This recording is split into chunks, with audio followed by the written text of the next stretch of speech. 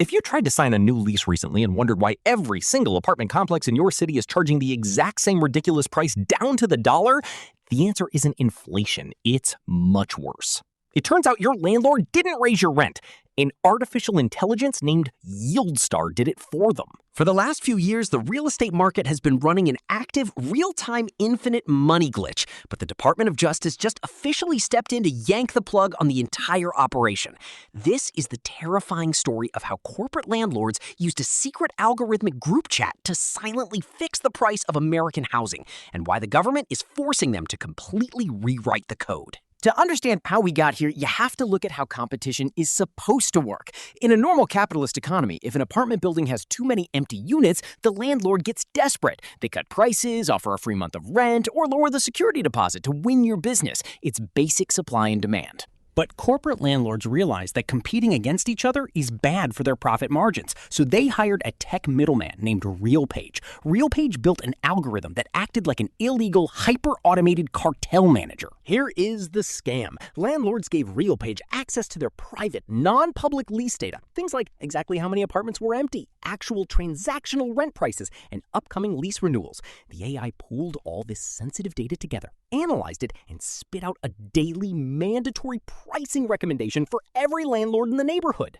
Think of it like this. If Bob and Susan own rival apartment complexes down the street from each other and they meet at a coffee shop to secretly agree to keep rents high, that is an explicit federal crime under the Sherman Act. They go to prison.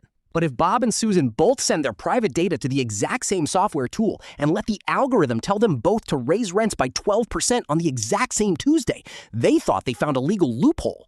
RealPage literally marketed this to corporate clients as giving them, quote, the courage to charge an inflated price because they knew their competitors were doing the exact same thing. The loophole just closed. The Department of Justice sued RealPage, alleging that this entire setup illegally distorted independent pricing. Greystar, the largest apartment landlord in the United States, just had to pony up a massive $50 million settlement to settle claims. The settlement forces RealPage to completely redesign its software features. Moving forward, they are strictly banned from using real-time active lease data to train their algorithms. They can only use historical data that is at least 12 months old, and they can no longer block landlords from lowering rents to fill empty units.